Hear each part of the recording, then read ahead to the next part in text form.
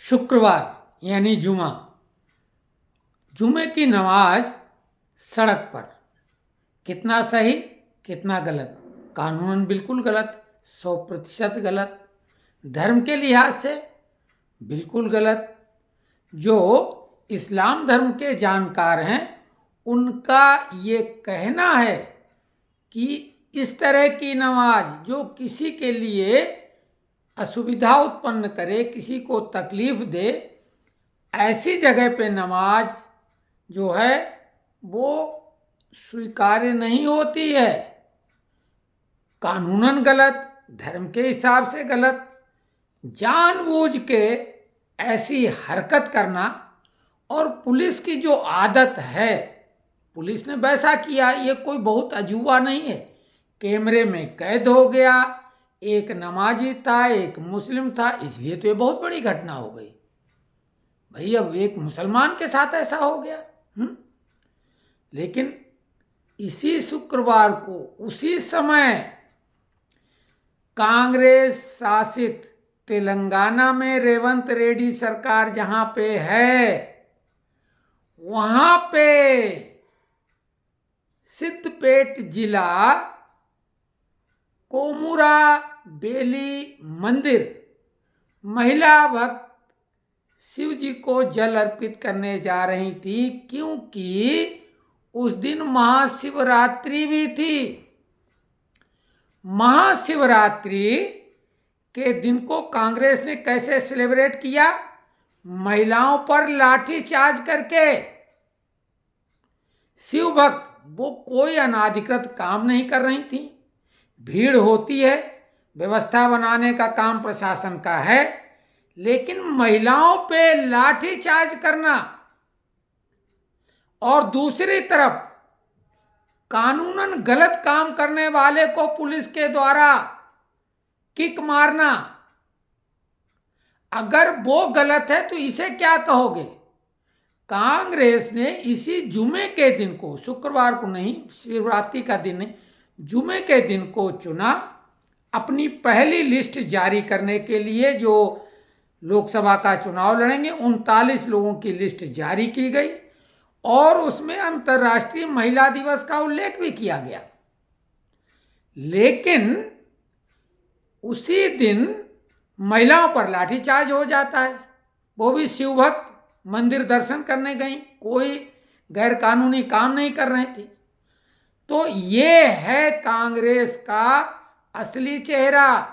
और ये जो मीडिया है लगातार इतना तूल दे रही, यहाँ से लेके बीबीसी लंदन और अमेरिका, जितना भी मीडिया, अल जजीरा, जैसे कोई आफत आ गई हो ओवैसी हैदराबाद से भौंक रहे हैं।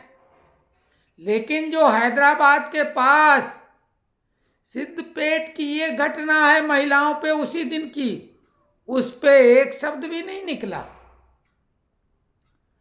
कांग्रेस ने जब लिस्ट जारी की थी तो महिला दिवस की शुभकामनाएं दी थी, लेकिन महाशिवरात्रि के लिए एक शब्द भी नहीं बोला, और बोल भी कैसे सकते थे।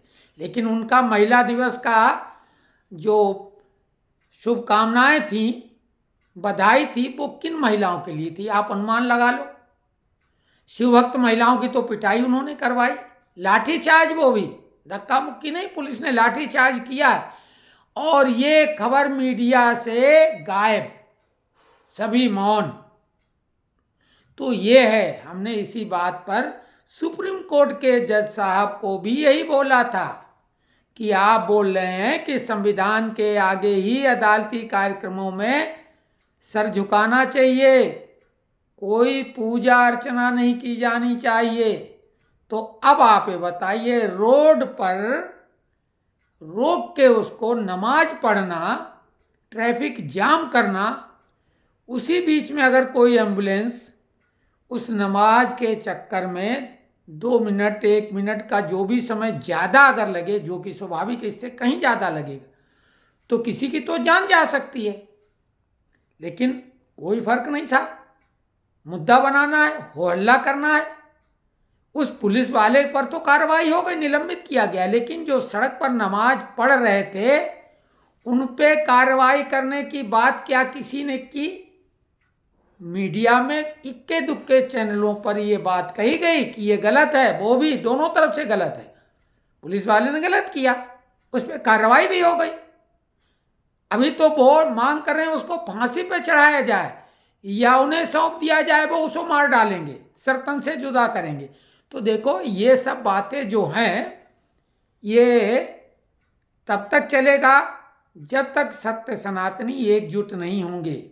ये कांग्रेस वही है जिसके घमंडिया गैंग उदयनिधि स्टालिन सत्य सनातन को डेंगू मलेरिया कोरोना बता के जड़ से खत्म करने की बात करते हैं। कर्नाटका में कांग्रेस की सरकार में विधानसभा परिसर में पाकिस्तान जिंदाबाद के नारे लगाए जाते हैं और बाद में फोरेंसिक जांच जब हुई उसकी तो पता लगा वीडियो सही है और वो जो नेता हैं वो कांग्रेसी हैं। इनको इस तरह का तो पाकिस्तान से प्रेम है, और अगर कोई बोल दे कि इनको पाकिस्तान भेजो तो वो गलत है। भाजपा के नेताओं ने जब मंच से बोला कि गोली मारो सालों को, जो वो नारा लगा था देश के गद्दारों को, मंच से नारा लगा देश के गद्दारों को, जनता बोली गोली मारो सालों को। लेकिन अगर ये पूरा नारा भी लगाया जाए इसमें क्या गलत? देश के गद्दारों को इनाम दिया जाएगा क्या? देश के गद्दारों को बिल्कुल टोटल गोली मारो, फांसी पे लटकाओ, कुछ भी करो, उनको जिंदा रहने का हक नहीं देश के गद्दारों को। ये कैसे गद्दार? और एक कौम को चिन्हित कैसे कर सकते हैं? सारे मुसलमान क्या गद्दार हैं? गद्दार हिंदू भी हो सकते हैं और हैं, और किसी भी महकमे में है, किसी भी डिपार्टमेंट में है। गद्दार कोई जाति धर्म संप्रदाय नहीं। गद्दार आतंक, चोर, लुटेरे, उचक्के, रेपिस्ट, ये कोई भी जाति धर्म संप्रदाय, गांव शहर कस्बे के प्रदेश के हो सकते हैं, कोई भाषा भाषी हो सकते हैं। तो देश के गद्दारों को गोली मारो सालों को, इसमें आपत्ति है क्योंकि ये लोग घुमा फिरा के ये दर्शाना चाहते हैं और ये मानसिकता बनाना चाहते हैं मदरसे वाली कि तुम जो ये मौलानाओं ने बता दिया वही, उस दायरे के बाहर नहीं जाना। और उनके दिमाग में देश विरोधी मानसिकता बनाई जा रही है। अभी उत्तर प्रदेश में 13,000 अवैध मदरसे, जो कि उत्तर प्रदेश नेपाल की सीमाओं से लगे और ऐसी जगह पे बांग्लादेश से लगे, वो तो असम वाले हैं, लेकिन उत्तर प्रदेश में 13,000 अवैध मदरसे जिनका कोई रजिस्ट्रेशन नहीं, कुछ भी नहीं, यानी जिहाद की फैक्ट्री। अब योगी सरकार उन पे तो कार्रवाई तय है। तो इस टाइप की गतिविधि हैं। जो भी देशभक्त हैं और विशेषकर मुस्लिम, उनकी ज़्यादा जवाबदेही बढ़ जाती है क्योंकि उनकी कौम को ये जाहिल लोग, ओवैसी और मौलाना कई आ जाते हैं टीवी में, उनकी वजह से छवि खराब हो रही है। ऐसा बिल्कुल नहीं कि सारे मुस्लिम देश विरोधी हैं, बिल्कुल नहीं।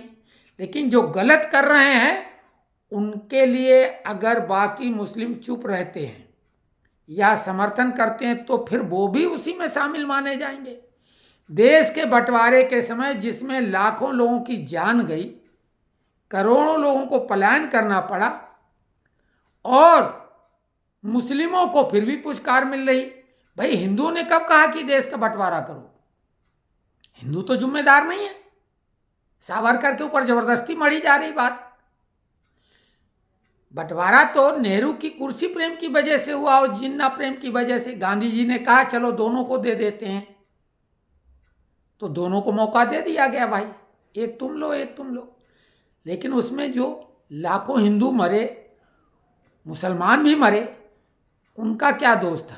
मुसलमानों ने तो मांगा था, उसकी वजह से बंटवारा हुआ। हिंदुओं ने तो नहीं मांगा था और उनकी हत्याएं हुई, उनका जान माल इज्जत सब लुटा। और जो बचे रह गए पाकिस्तान और तथाकथित बाद का बांग्लादेश, उनका जीवन क्या है? तो कुल मिला के जागरूकता बेहद आवश्यक है और अन्याय सहना भी बिल्कुल गुनाह है। तो एकजुट होइए, आवाज़ उठाइए और ऐसे मीडिया को बायकॉट करिए जो संतुलन बना के नहीं। बिल्कुल वो नवाजी को किक मारना गलत था और उसको दिखाया ठीक है, लेकिन जिस हद तक दिखाया जा रहा और तूल दिया जा रहा है तो दोनों पक्षों की बात की जानी चाहिए ना। उसके आगे पीछे के भी वीडियो चल रहे हैं कि उठा रहे हैं, वो बार बार बैठ रहे हैं। पुलिस वाला कोशिश कर रहा है उठाने की, लेकिन वो उठ रहे हैं तो फिर वो आगे बढ़ रहा है, फिर बैठ रहे हैं। तो ऐसे में पुलिस क्या करती है? आपने पुलिस को कार्रवाई करते देखा है? जो ठेले खोमचे लगाते हैं, पलट देते हैं, मारते पीटते हैं, पुलिस तो ये करती है। डंडा चलाती, हाथ चलाती, पैर चलाती, ये पुलिस करती है। लेकिन जो मंदिर में भक्त महिलाएं शिव जी को जल अर्पित करने जा रही थी, उन पे लाठीचार्ज कितना जायज है? वो तो कोई अवैध काम नहीं है। नमाज तो आप गलत सड़क पे क्यों पढ़ रहे हो नमाज? पुलिस तुम्हारे ऊपर फूल बरसाएगी क्या? कांवरियों पर तो तुम लोग पत्थर चलाते हो। कांवरिये तो रास्ते से जा रहे हैं, वो वहां पर सड़क रोक तो नहीं रहे, वो भी साइड में चलते हैं। तो कुल मिला के अब ये सब नहीं चलने वाला है। खबर नहीं छुप पाती है, सोशल मीडिया है, ये मीडिया चैनल वाले बिक सकते हैं। हालांकि कुछ चैनल दिखाते हैं, लेकिन ये सिद्धपेट वाली घटना को मुख्य मीडिया चैनल ने नहीं दिखाया। गोल कर गए।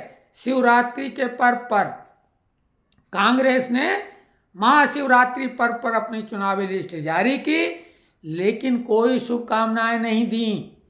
महिलाओं की बात की, लेकिन दूसरी तरफ जो महिलाएं शिव भक्त हैं और राहुल गांधी अपने को शिव भक्त बताती, उन पे लाठीचार्ज हुआ।